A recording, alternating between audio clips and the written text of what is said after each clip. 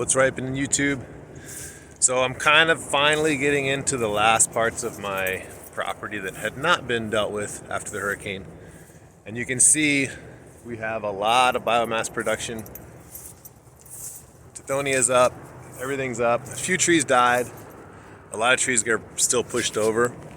I'm gonna show you what it looks like after we finish and kind of talk through the process a little bit.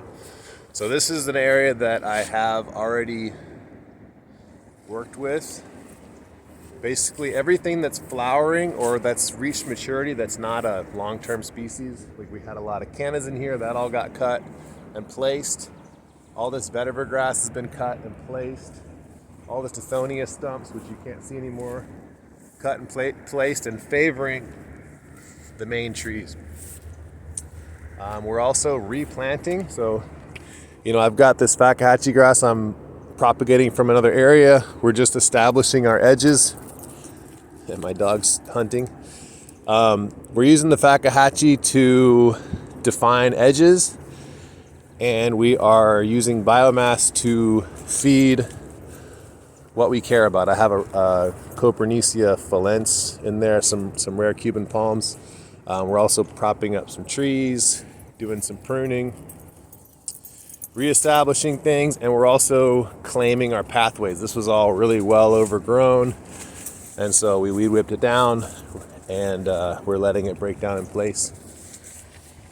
One of the things that I talk about a lot is removing yourself from having to import material. So see this ground cover here. So I haven't placed mulch in this area for I think I did it in 2018. So it's 5 years later, and then the only remulching I did was on the edges because I had a bunch of mulch that I needed to use up because it was in the way. And now we're going with on-site biomass production. So part of that is that you have to put up with a little shaggy look. So some of you are probably not going to like the look. And the other part of that is that you need to keep planting. So if you don't plant enough, you won't have enough to use. And so that's why I'm adding these grasses. You can see those are added in just now. I've been incorporating more and more nitrogen fixing trees of different types. And the whole thing is that you got to create the whole ecosystem. Here's an area that I haven't cut back yet. So you can see we've got cannas that are obviously they've already flowered. They've gone to seed. They're in what's called senescence.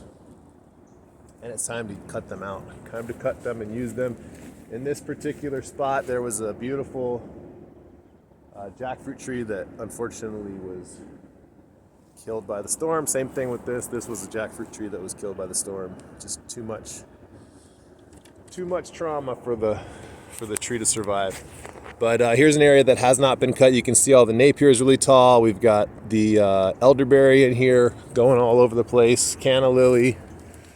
There's some more clumping grasses. And this, it's not a small amount of effort, but I find it really enjoyable. It's not that.